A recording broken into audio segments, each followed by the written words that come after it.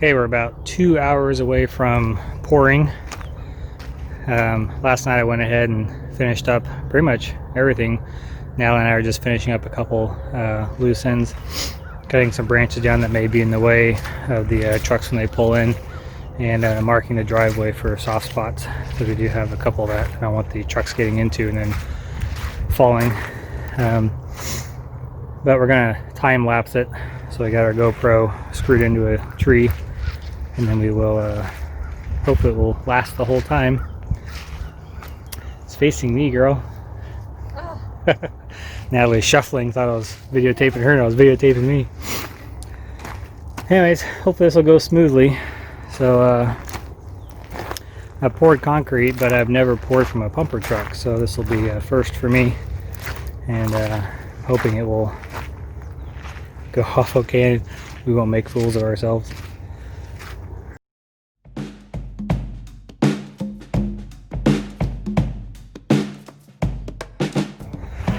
So one thing we're going to do is, I was talking yesterday about how I'm going to get the anchor bolts in.